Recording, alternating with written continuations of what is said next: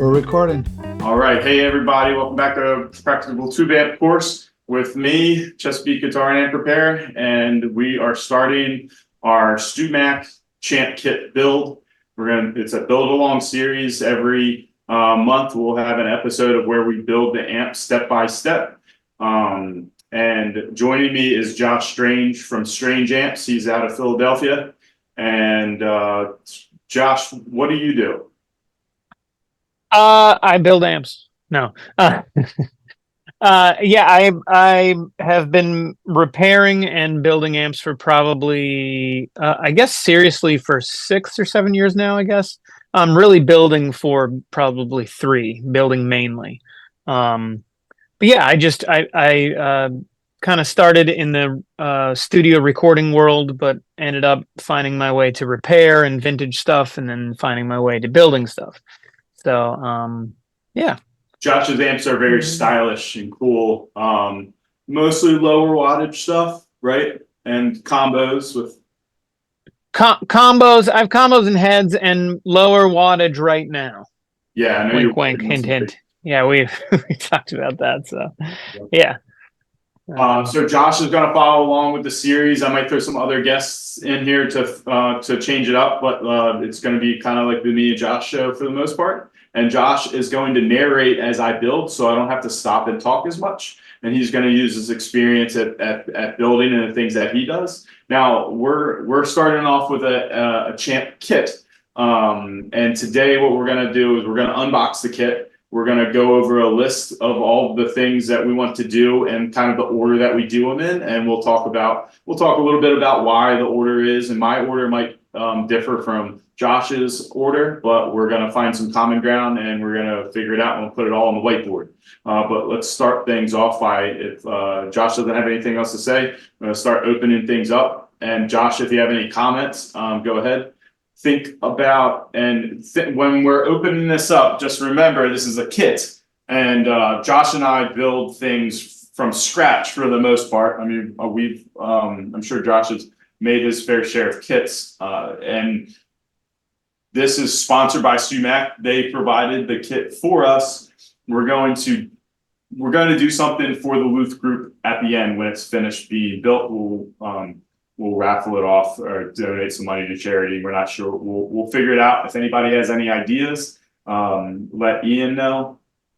And anything that we decide to alter on the kit is not because it's a bad kit. It's just because it's mine or Josh's like personal preference to do things. All right, so let's start off with the cabinet.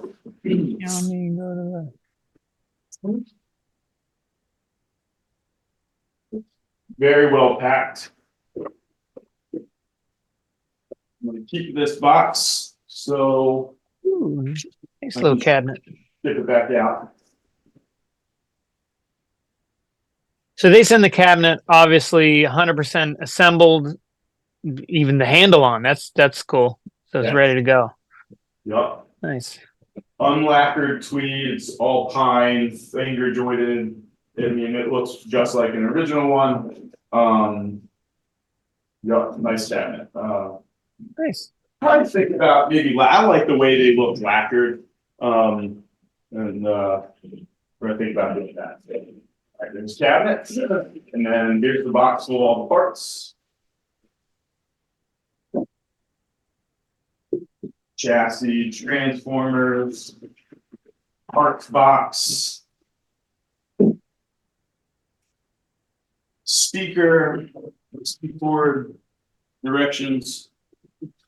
I'm not trying to make this sound like too much of like an infomercial for StewMac, but this course, the Practical Tube Amp course, is all about trying to get people into building and repairing when they haven't. So I'm just kind of explaining all the good things about coming at this from a novice. This is a good place to start. Understanding, a good place to start understanding how amplifiers go together and all that. So here's the speaker. We'll leave that in the box for safekeeping.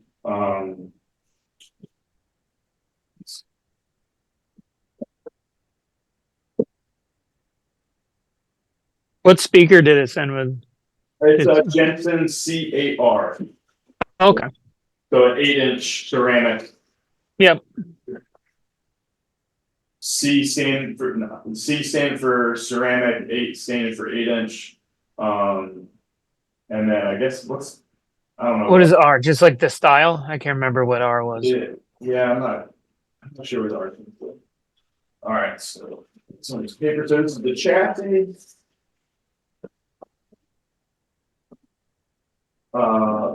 There's the chassis, which is pretty cut and stamped and all, and has all the holes, the tubes. Here's the part board unassembled.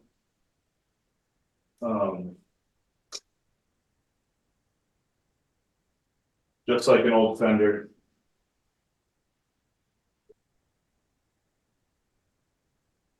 Alpha transformer. What do they use for transformers? Hammonds or? These look like Hammonds. They're Mojo. Okay. They're Mojo type. Right. Oh, okay. But they're Mojo good branded, but I think they're Hammond. Yeah, yeah. 3-prong cord. And this handy dandy part. Ooh, that's nice. All in a parts bin. So everything is separated. Everything's separated. Nothing's labeled in here, but the instructions, they might be labeled. But it's nice that all the resistors don't come in one big pouch. Yeah, and the instructions, nice booklet. That's cool. That's a nice step by step. Yeah. Yeah, and you know who made this is gosh, I should have looked it up. I wonder if his name is in here. I know can't remember off the top of my head. The guy that made these instructions is on Instagram, and he worked for Ptac developing these. Gosh, I wish I would have looked at it before. I'll look it up and include. I'll include it in the show notes. Because he does other stuff now. He works for a title company now. But these instructions are great, and I'll do a screen share because the PDF is online as well. So these are all the things. The champs are really simple build. There's not much parts to them. I think I'll switch over to the whiteboard, and we can kind of talk in the order of operations of what we think we want to do first. And go from there. So let me move the camera over to the whiteboard. So the one thing as we're unboxing this parts bin and everything, all of it, the one thing I tell people when they ask about doing kits versus, maybe finding instructions or finding part lists online, there's no think about it as a kit is no real different than buying all of your same parts. It's just someone already put together an easily assembled amount of all the parts. So the annoying part when I started going from maybe taking a few kits and then modding some components or changing some components for what I was going after, when I changed from that to doing a straight up from the ground up, the biggest thing I had to remember that I needed to do is I needed to account for every single screw, every single having the right wire, having all of those little tiny parts really add up. So going at it from a kit end is a great way to get into it because you just don't have to think about all that stuff you're getting. Maybe you can get a kit and you want to change some values, change out a few things, but it's a great place to start because someone already kind of did all the annoying work of counting all that stuff. Yeah, and before you have a big stockpile of parts, the more you do this, the longer you have a big stockpile of parts, the easier, like you said, the easier it is. You just go off of a kit. also not having to account for I just made some spreadsheets that I'll show you when we switch to the screen share. But I just made some spreadsheets to keep track of everything. So it automatically updates when prices change and all that. So but it took me, I had a friend help me with the spreadsheet, but it takes a couple hours to like price all that stuff out and keep track of it and then keep track of when the prices change. Yeah. So let's see. What's the Luke, do you want me to focus on the whiteboard or? So yeah, probably. Yep, that'd be good. Focus Alright. on the whiteboard or maybe whatever. Yeah, focus on the whiteboard.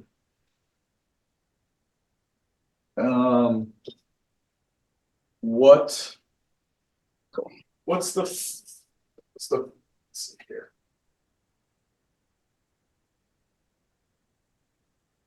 Do list. Go ahead. No, I was just gonna make a joke about. Do you have a don't list? No, I don't have a don't.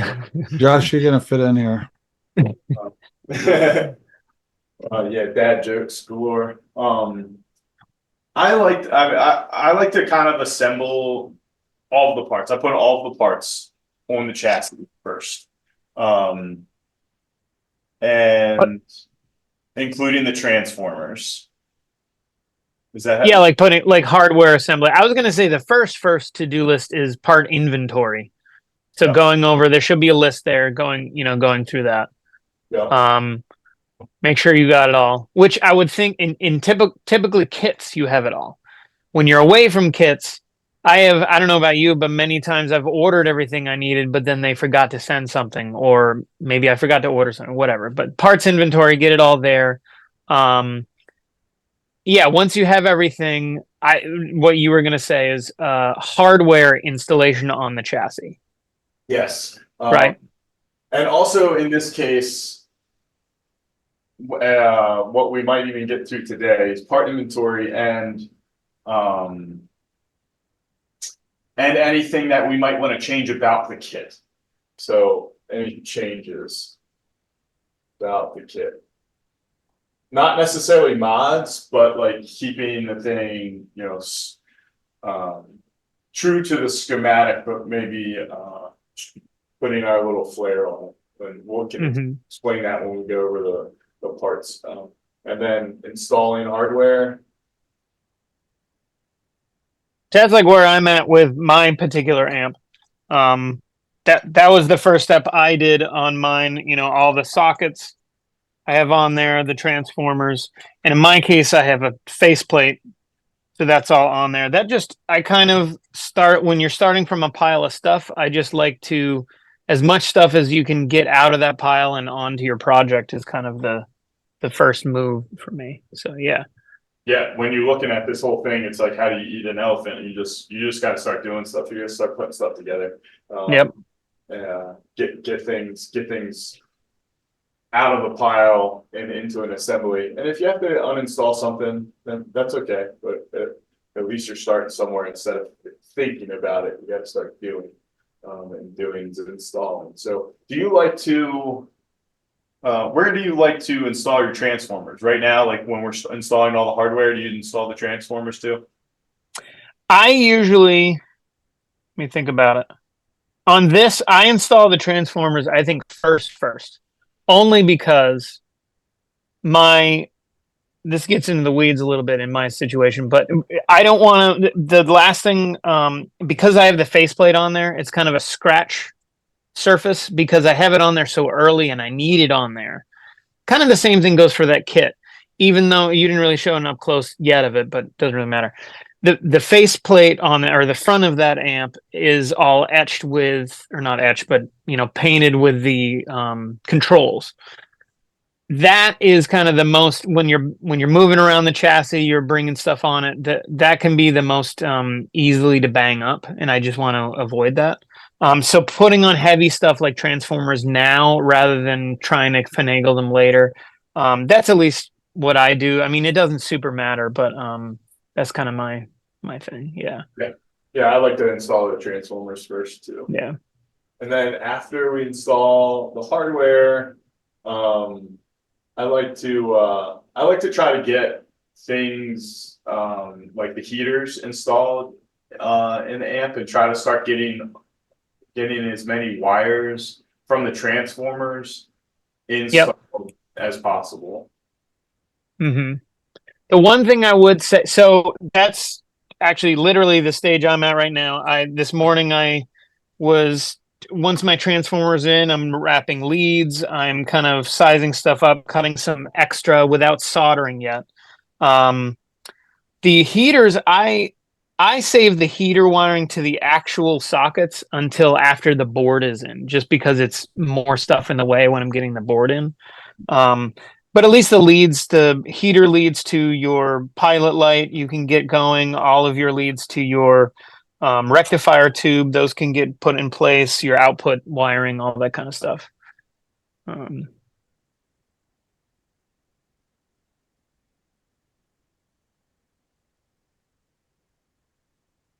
So connect some of the transformer wires and then populate the board. yeah, then and I guess when we're getting to board stuff, does this one thing you might want to talk about is does this kit are all of the resistors labeled, or will you need to test? Will you need to kind of decode them before you're putting them in place? Yeah, we'll have to decode them. They're not really labeled. Yeah. So that's one thing, especially I learned with kits more than once I started building non-kits, is usually they give you a bunch of resistors unlabeled, and unless you memorize the codes, which I'm really bad at, uh, I do the tape to a piece of paper, test them, and write down what they are. So Yeah. then that keeps them organized. And then when you're populating the board, it can kind of minimize mistakes. Yep. So, I usually do that as I go. okay. Well, I'm, I guess I kind of know I know most, like if I'll pick out all the resistors that I know and put them on the board, and then I'm usually only left with a small handful, and I can usually I can differentiate between the values. And we can talk about Sure. that once we start doing it. Regardless if we deter, we label that, we pre-label the resistors, or if we do it as we go, we can, either way it'll work out. Yeah. Populate the board outside of the amp, of course. Yep. And then install, and then after you populate the board, install. Well, I would, we can parse that down a little bit more into steps. So when we say populate the board, at least for me, it's let me get so this is my populated board for my amp. Um, if you'll notice, there's no other wires, but all of the components are on it. However, nothing is soldered yet. It's all physically.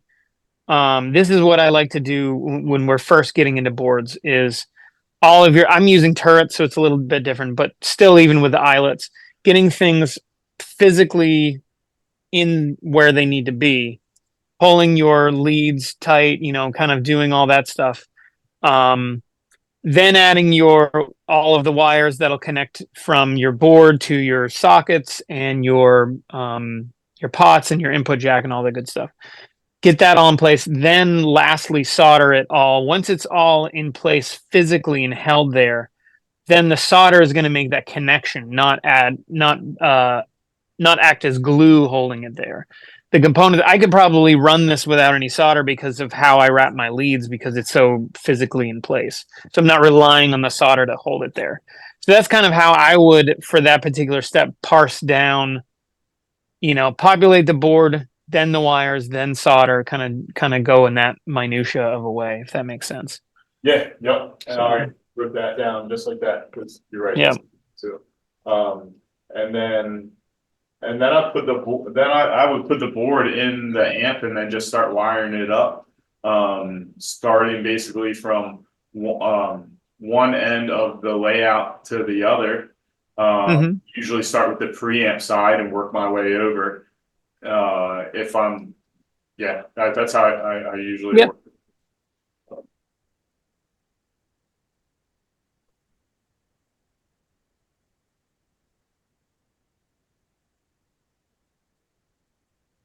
Install the board and start wiring. And then, this is like the meat and potatoes right there. Install on the board. You start doing the wiring. After that, it's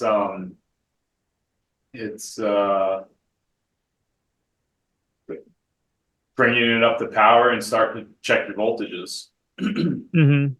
I do a checklist, especially since we're talking about this kit specifically. I'm sure there's a good checklist written out and a good visual representation of what the board is going to look like. Yeah. Yeah. So once everything's in place, taking your time and checking off. I have like I know my amps enough that I don't need to really do a checklist anymore because I'm doing it in my brain. But when you're first at it, having something that you can visually see what everything's supposed to look like, and even with a marker in that book, checking off every single connection as you go through and check everything out. Yeah. Before you get any power or anything, any sort of powering up is the absolute last thing you want to do. So All right. yeah, just any sort of checklist. Some builders even add like marker on the connections or like a little bit of enamel saying that they checked it off. Kind of a visual representation. I don't get that crazy on mine. I always say I'm going to, but I never do. It's just like once you're there, it's another thing. Yeah. All right, checklist, and then bring it up on power. Mm-hmm. Oh, don't forget the step where you need to wrap every single component in black shrink wrap. Oh man, come on, that's on power. And check voltage, and then check voltages. And then, this is like, oh, bring it up on power and check voltages, but it's a slow process. You usually bring it up slowly, make sure there's no shorts, form the filter capacitors, and then check all the voltage after it brings it up to power. And then play test,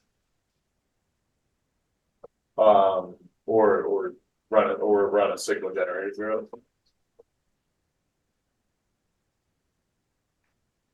So one thing, so now you're starting to mention some specific tools that some non-ampy people might have. So one thing you might want to make a checklist of is tools that are handy to have. Or I kind of think of them as like must-haves and then nice-to-haves. Yeah. So yeah, the book goes the StuMac book kind of tells you the tools and stuff that you should for the kit, and then we'll just explain the other stuff kind of as we go. I mean, that's true. Yeah. The only real other thing is like signal generator and scope, but I mean that's most of the amps that I build, that's the very, very last thing I do, and that's more so for research purposes than anything else when I run it through. Yeah, man, it took me forever to really find the need for a scope, especially for building, maybe checking stuff out, but that definitely is one of those, like, it's nice to have now because I can double check stuff, but I think especially when we're talking about a basic amp, keeping your parts and your steps very taking your time through everything and making sure everything is in the right place is kind of gets you 99% there. And then that little extra is also using your ear. Once you have an amp that's making sound, then using your ears and really, critically listening for what an amp should sound like is kind of a big piece. Yeah. So yeah, we'll go over that when we get to that build for sure. So this is building the amp, and then the other thing I want to talk about is what else we want to do, and that is I think we should discuss. So after the amplifier is built, we'll discuss mods. I think we should do some modifications to it. I really like the 5F2A circuit. And you can turn the champ into a 5F2A pretty easily. Add a tone knob and change some values. So we'll do some mods and we'll experiment. We'll go over the details of that when we get to that step. And the last step is installing it in the cabinet.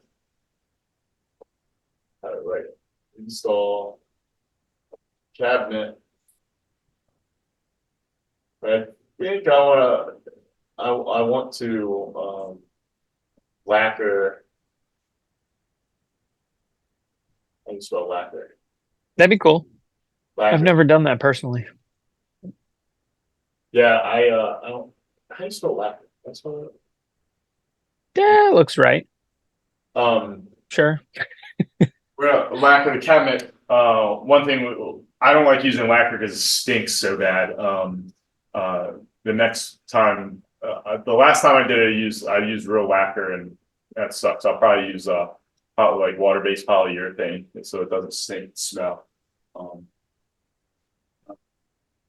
Yeah, and then Yeah. and then we're gonna give it away. Riff.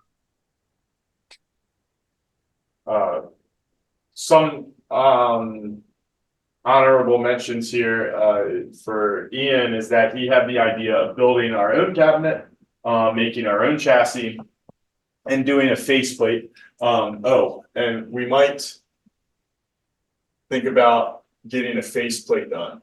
So Yeah. that would kind of be a side after we do the mods. After we do the mods, we might think about getting a custom faceplate done by and getting help from another member to kind of incorporate CAD drawings and things into this whole project.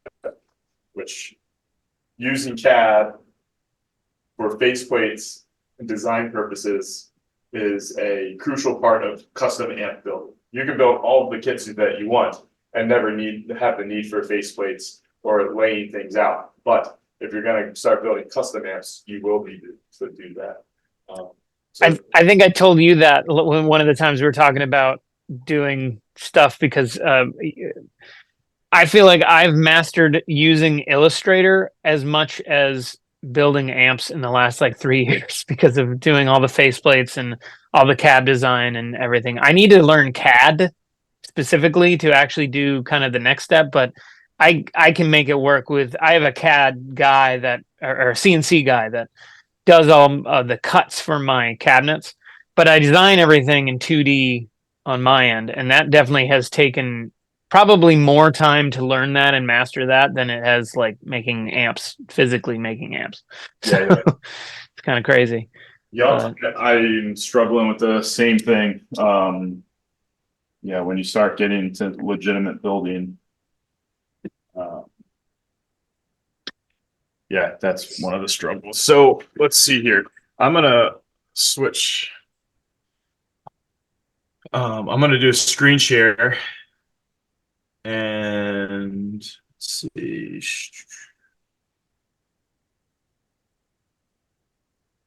The screen share, and we can go over the PDF rather than seeing it in person.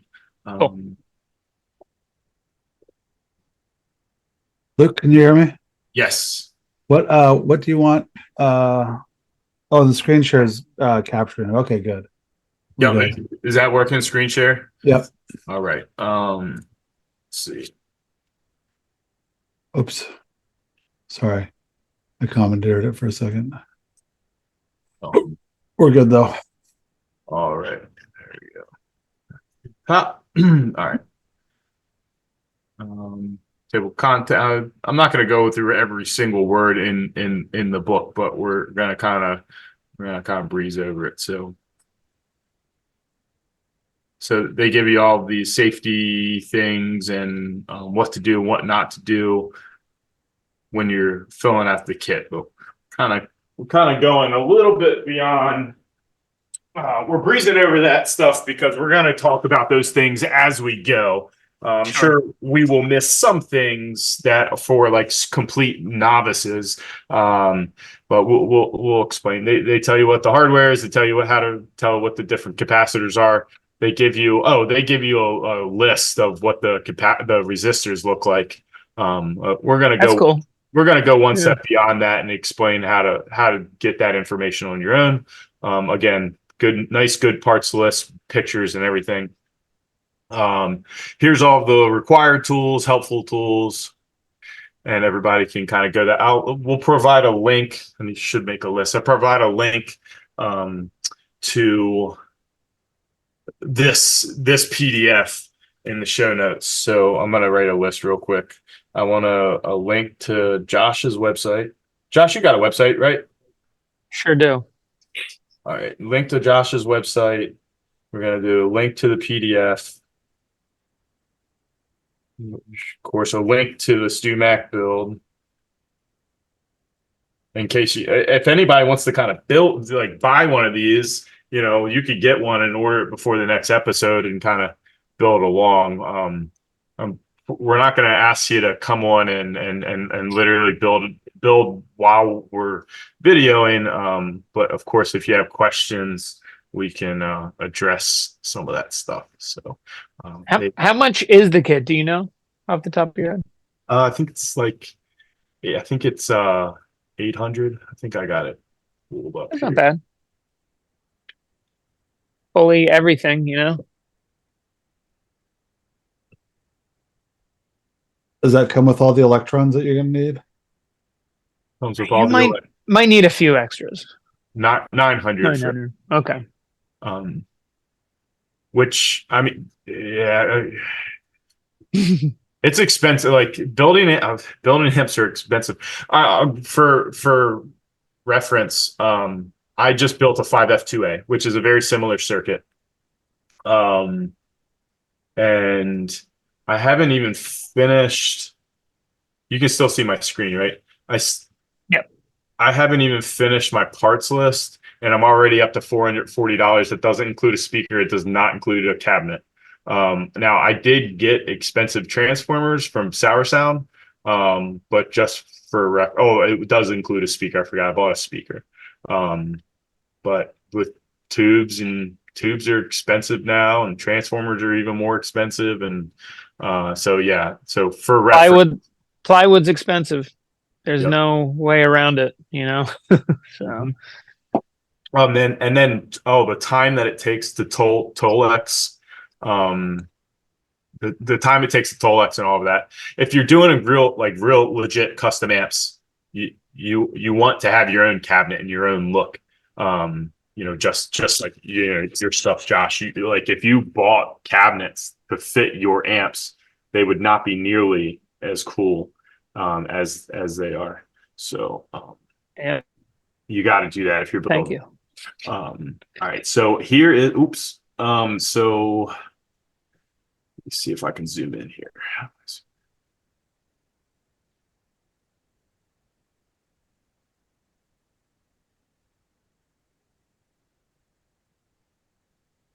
So here's the full layout, not the schematic, but just the layout. And I would like to just talk about some things that I'm probably going to change.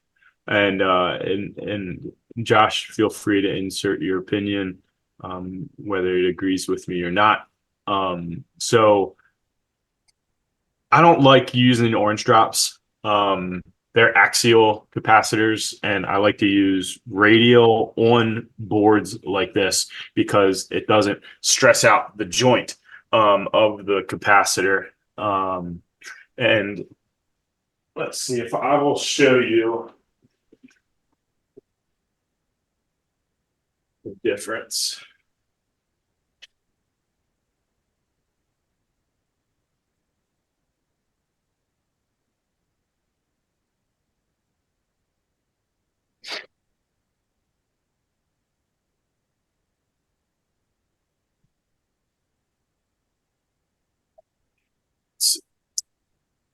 Stop screen share. Show. All right. So let's see. So here's the board. And here's the orange drop capacitor. And this is what you call axial leads because they come out of the bottom and shoot out straight. Axial capacitors look like this, and the leads come out of the side. When you put an axial capacitor on the board, trying to hold it in a way. Hold on, I have an idea.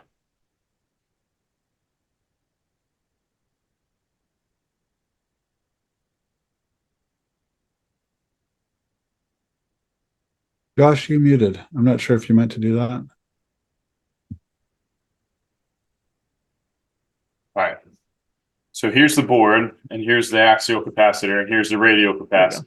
There we go. And not that it matters a whole lot. If you really love the orange drops or the way you love they look, then fine. But when these get spread, the bend on the capacitor goes out the side, where these naturally go out that way. And we can just tuck these in the board. That's why I like to use axial, because they may, and I specifically say just because of the lead layout, because you can get orange drops that are this same composition as these radial caps. These are Mallory 150s, and Mallory 150s. Oh, Mallory 150s are polyester caps. The 716 orange drop caps is what a lot of people used to use in the 90s. They were made of polypropylene, and I don't like polypropylene as much. I don't think they sound as good as polyester. Polyester are the same capacitors that were the blue molded caps and the Astrons. They were all polyester caps, and they're like the vintage caps. It's what everything sounds good. These Mallory 150s are just as cheap, if not cheaper, actually, than these orange drops. I think they look better on the board. Definitely cheaper. Yeah. They look better on the board, and yeah, but you can get a polyester orange drop. Actually, these are polyester. These are 715s. These are polyester orange drops. So again, same sound, just different layout. Mechanically more appropriate for sure, having a radial versus axial. Yeah. Here's one of my amps that, because I use Jupiter's on mine, but yeah, everything is, all the leads are pretty straight out. Nothing is kinked or weird or anything. Yep. I do use some orange drops in my amps on really just situations that aren't physically like that. Like sometimes not for a tone cap off of a pot or something like that, where it's not stretched out kind of against the way it wants to go. So yeah. Yeah. And so okay, yeah, let me switch back. Yep. I agree with you there, Josh. So what else? So I'd like to change those. I would also I just, for while we're talking about the orientation of the components, so these filter caps are again axial, and they're mechanically, what Josh said, mechanically appropriate for this application.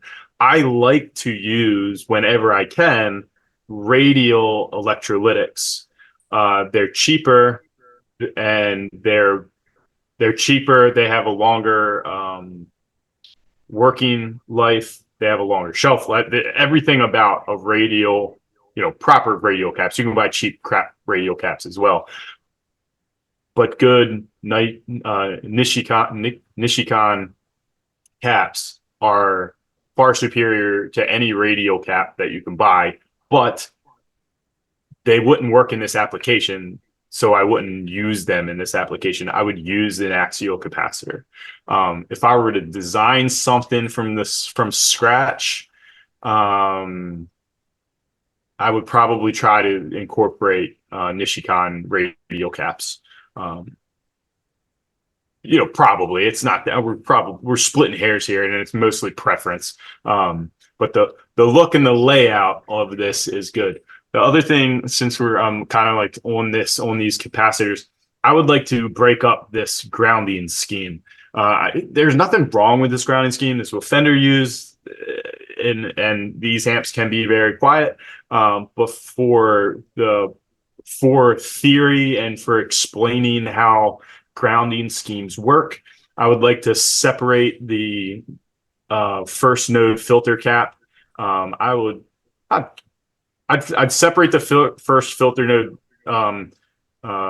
filter cap, and I would connect that to the center tap over here. I would make sure that these center taps are together, so ground to ground. And also with the, actually, I would probably, looking at this layout, the way it's laid out, I would just move the center tap of the high tension supply, which is these red wires that supply all of the main voltage to the transformer, or the high voltage to the transformer. I would change that center tap and put it together with the artificial center tap that they're using for the heaters here, and then also this first filter node. These I would connect to, I would take it all the way back to the input jack here and connect it. So yeah, I would just run all of this to this. I would create a jumper there. Am I saying that right? Does that make sense? Yeah, it makes sense to me. I do the same. I split the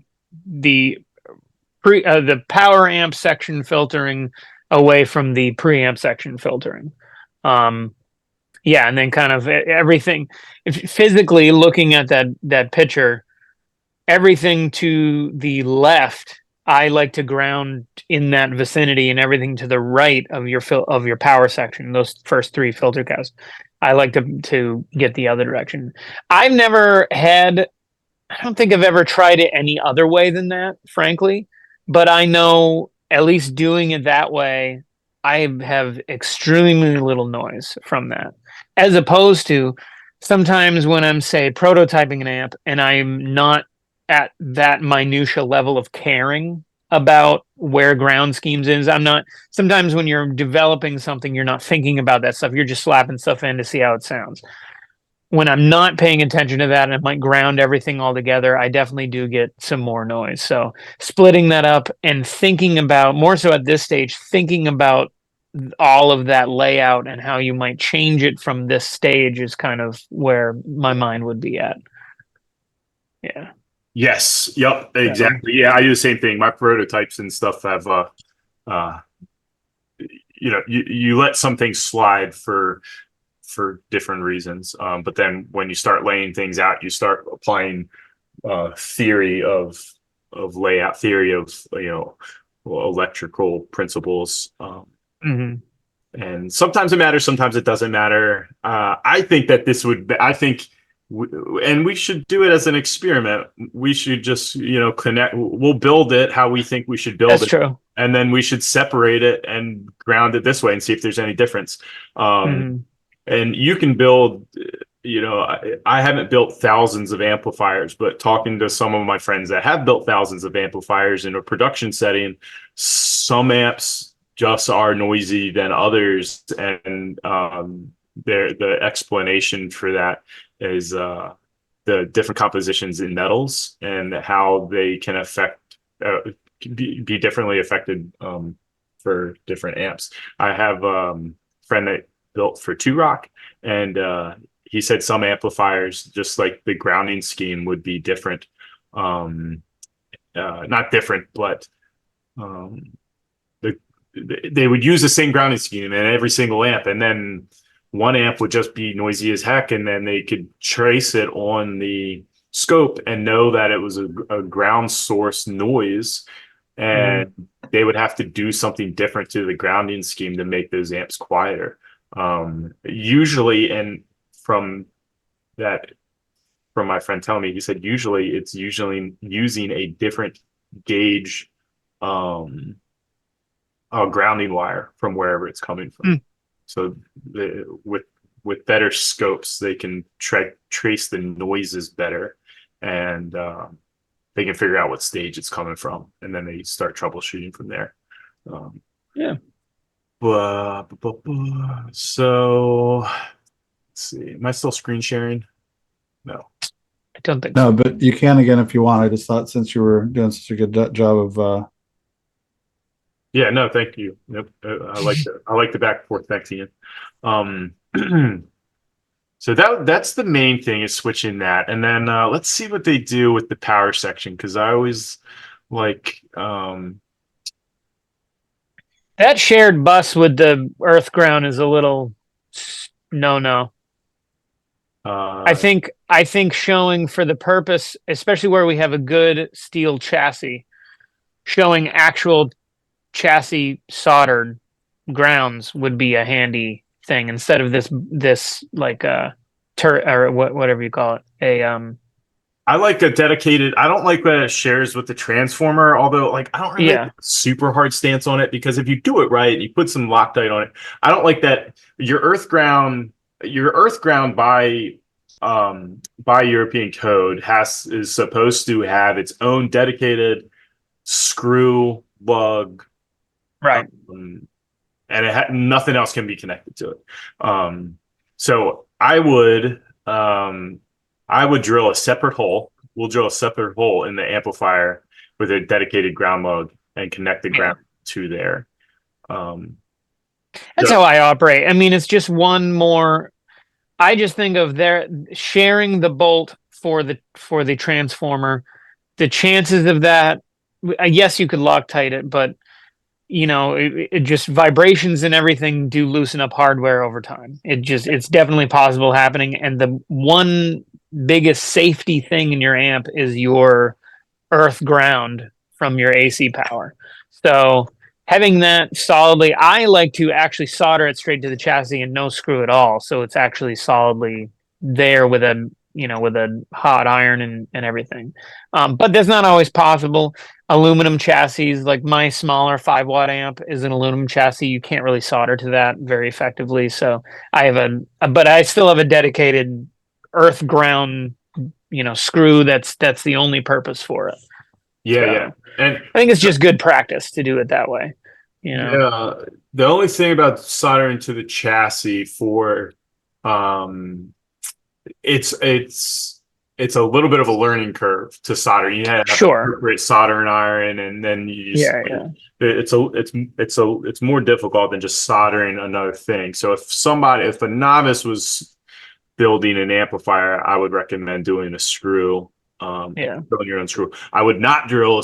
I would not just to make sure this is clear. I would not drill a hole in a vintage amplifier for dedicated ground. I would Yeah. I would solder straight to the chassis. Yep. And I think soldering to the chassis kind of looks cooler too, especially if you're like trying to build like a vintage replica. It looks neater. Yep. Um, I don't like. I also uh, the hot and the neutral that go all the way across the chassis to the other side, and then this short ground wire. The ground wire should be the longest wire out of the three. So, Correct. Yeah. um, I would like to see a turret here. And honestly, we could Just repurpose that one. yeah, Yeah. um, put the hot and the neutral there, and then the neutral goes directly to the transformer, and the hot should go to the fuse, and then from the fuse to the switch. And Yeah. the purpose of that is the neutral is connected in your house. The neutral is connected to your ground lug, or Mhm. your main ground. So if the new there's nothing that can kind of go wrong with the neutral, but there is something that can go wrong with the hot. So that's why it doesn't matter if the neutral switched. If the hot isn't providing power to the transformer, there's no way for power to get into the transformer. And if the switch fails, you want the fuse to blow. That's why you put the hot into the fuse first, and then from the fuse into the switch. They have the switch on the back of the volume pot. So that's the stuff Yep. you see. And of course, we'll go over this again because we're going to do this in the live in the amplifier. I think one other thing is I don't like how they run the heaters here. It's better for a visual. You can see how the heaters are ran. Yeah. but running them around the socket isn't great. Fender used to run them up high and over top, which is fine too. But the way that I like to do it is I like to bring these wires over on one side. So I would have one wire wired to 2, and then the other one comes straight across the socket to 6. Right. And then they would come back, so the wires then would kind of like come back out this side, run along the back of the chassis. And then I would turn this socket 180 degrees. So this hole between pin 1 and pin 9, that'd be the indexing hole, so you can install the 9-pin tube correctly. I will run a wire through the bottom of that socket back, because 4 and 5 will be on this side. Connect 4 and 5 here, and connect 9 here. That way, there's no wires that run over top any of the amps. I mean, any of the other wires. Nitty gritty kind of,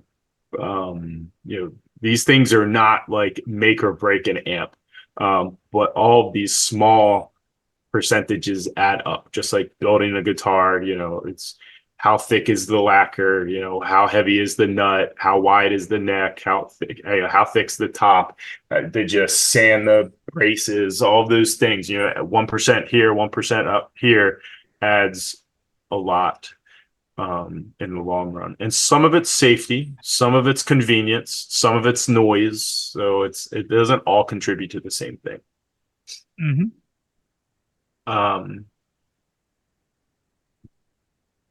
The speaker jack is an RCA style speaker. Yeah, ditch that. That's stupid. I'll drill that. I'll drill that out for in lieu of a 1/4 inch. It's the RCA is what an original amplifier had, and it's cool and it looks good, but it's not very convenient. And if with a 1/4 inch jack, you can easily plug this amplifier into any other 4 ohm or 8 ohm load cabinet. So it's convenient. What about adding? I don't think it's really necessary, but what do you think about adding a screen grid resistor or a grid stopper on the power tube? In this, I don't know if there's going to be a huge. I mean, I guess that might be a good see what it sounds like before and after kind of thing. I always do screen grids, at least, maybe not stoppers, but I do that on everything anyway, whether it's my 5-watt, lower wattage or not, because it helps when in full distortion, it just helps it getting wild. But this amp can operate perfectly fine without one. It's not a safety issue for what this is going to be doing. So that would be a good see the difference kind of thing. Yep, I agree. Yeah, I don't usually put grid stoppers in these small amps. So let me just go through the rest and kind of wrap this session up. So now they go into actually building the amp step by step, which we're not going to follow along with the instructions step by step.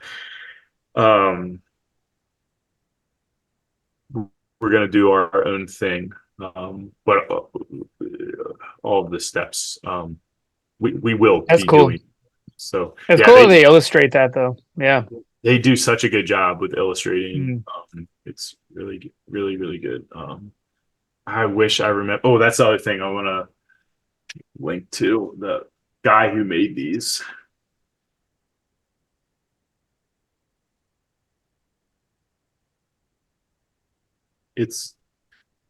He spent like a year developing all of these instructions, which is wow, a lot of work. These illustrations are just amazing. If you built this amp, and just for clarification, like if you built this amp exactly like it's they lay it out, you're gonna have a perfectly good amp. The things that we're talking about is just personal preference, and we seem to be agreeing on just about everything, but other people would just they would disagree, but not because our way is bad and their way is better. They just like their way. I think people they are the whole European Union code stuff with the ground wire's got to be longer than the hot, and the hot's got to be I think all that's a little dramatic. I still do the Yeah. correct way, but uh, I see modern amps built by major manufacturers that do not follow the code, word for word. I think a little bit of that too, at least what I think about it as, if someone's building this kit, or someone in this group is building this kit, they're probably building it for themselves. And you can kind of do whatever because you're building it for yourself. Yeah. When I think about some of the what might be unnecessary things, or maybe a little bit of gray area, I always keep in mind I'm not building amps for myself. I'm building them for anybody. And I want to assume I'm also building it for any idiot that's out there doing some dumb stuff with stuff. So I try to overthink about some of that stuff without going, there's a line, about overthinking stuff and overbuilding to a certain degree and what's kind of just appropriate. But stuff like that of, if someone yanks the cable out of the back, I want to make sure that ground is connected no matter what, even if all that kind of stuff. So it's kind of worst case scenario level of things. But really, as far as the point of this is getting your hands in an amp and seeing what it sounds like to build it for yourself, I feel like it's a little more of a in the weeds kind of thing. But yeah. Yeah, for sure. So, yeah. Well, I think that was a good session. We covered a lot of ground. The next session will start the beginning of our list, which would be part inventory and installing hardware. Yeah, we'll see. We'll just kind of keep going down the list and see how much we can get done. Should we open it up for any questions or anything? Does anybody have any questions? Yeah. Chris Shaltis, any questions? He's way away from the. Don't walk over and unmute. You don't have to do that, dude. I'm just screwing with you. Go back to work. Just love doing that so much. Anybody? Any questions? Joel Wilkins, I see you lurking there. Philly represent. Yeah, Josh, do you know Joel? I don't. I'm just lurking. He's doing a power lurk over there from Westchester. Oh. Joel, Nice. did you make it into the shop? Yesterday. Outstanding. Well, yeah. Awesome. Are you going to do that more? Maybe I'll come down and visit. I certainly hope to. Okay. You certainly hope I'd come visit too, or? Of course. Okay. Do you have any questions for either of these two handsome young men? I don't. Okay. Not yet, anyway. All right, then. Dan? Well, if anybody has any questions going forward, or that they can't think of now, for the whole process of this project, just if you don't want to say it out loud, just message us. Mike Hanerhoff just wanted to know if there's any reasonable path to one-off faceplates. Personally, Mojo Tone. No. Something. Mojo, that's true. Actually, I did forget. Early on, I did look into Mojo Tone. They do plastic plates that etch, and they can do like one. Send Cut Send will do some nice metal ones. Send Cut Send will do kind of anything in one-off. It just is more expensive in one-off. I think they outside also of that, have their own program. Yeah. What's that? I think Send Cut Send also has their own program that you can use. You can just jump on their website and build a Correct. It's like CAD, but you got to figure out their program. Yeah. If you have access to CAD or know how to do CAD, or Illustrator, or there's like what's the other one, Crayola or something. There's another kind of Illustrator. Yeah. If you have access to that, there are tons of people that you can send your file and get one-offs. They are, like you said, they're more expensive when you just get a one-off. But there's tons of people that do it nowadays. The best thing for one-off is just learning CAD and getting a Glowforge or something and doing, which I thought of doing, but it's just another thing to do. I don't know. Like, I don't have an infinite shop size or budget. So, who is he? I don't know. sorry. He's some amp builder. Forget who he is. The other guy is Luke. Hold on, hold on, hold He's on. Who's that? Chesapeake repair guy. I don't know. If you ever followed him on Instagram. Mike, you're He does not amps and muted. guitars. Mike. Sorry. Oh, is that Dan? Hold on a second. Let's see. Okay, go. I think we That's got him Steve's muted. there we go. Over on TDPRI, there's a bunch of references to a place called Precision Design, which looks like they're doing a good job, but I haven't used them yet. But I'll check that out. I'll just put that link in the chat. Yeah. Oh, cool. Yeah, pretty much. I mean, anybody that can. There's a lot of different options nowadays for faceplate design. People used to use like trophy shops, and I guess you still can. You just Sure. the trophy shop and tell them what you want. There's people that do screen printing. You got to get them the chassis though. You can learn how to screen print on your own. We should do that. We should do a screen printing thing. There you go. I'm gonna have Joel do that. Joel, are you ready to do a screen printing demo? Absolutely. Okay. Since you're back in the shop. This is one of my faceplates. So Ooh. the kicker is if you do a faceplate, is not just the etching or the graphics or whatever, it's also holes. That's my kicker, at least with how I do it. If you have a blank chassis and you can give it and they can screen print on it or whatever, that's nice. But I just went this route. The kind of kicker for some people is, and for doing low numbers, is some people can do the etching, but maybe they don't have the machine to do the holes. So that's kind of the extra kicker. I found a place, it's called Droplight Industries. They're on Instagram. I don't think they do like literal one-offs. That's the hard part, is finding people that'll give you the time of day if you just want one, so. All right, cool. We're at about the hour mark, so we'll wrap this up. Yeah. And Can everybody unmute and thank these guys? again, this is Josh Strange from Strange Amps, and he'll be with me for the whole build. And Josh, it's me.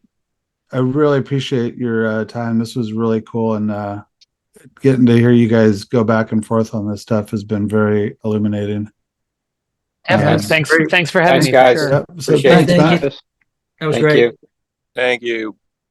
All right, look for us Thank next you. month. And then I bet James Rodman's got all kind of ideas on doing one-off faceplates too. You got any ideas, James? No, we can figure out something for sure. Yeah. Yeah. Got that new Shapeoko. Yeah. We'll figure out. Needs to get amortized. We'll figure out how to do it. Cool. Josh, do you mess around with PCBs Thanks. at all? Not building wise. Sure, repair, but nothing.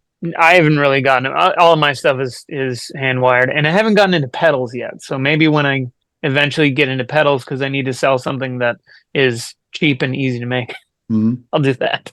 But if you had to pick one program for PCB design, what would your instinct be? I don't know, because I never really looked into it. Yeah, I don't know.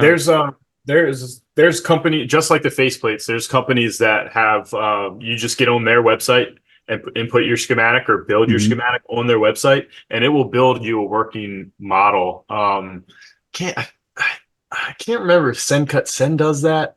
That's a good question. I feel like I saw them. They're always adding stuff, so it might have been one of the things that they added. I think Sen does it, but there's a plethora of options on that too. Like there's like PCB RS or something. There's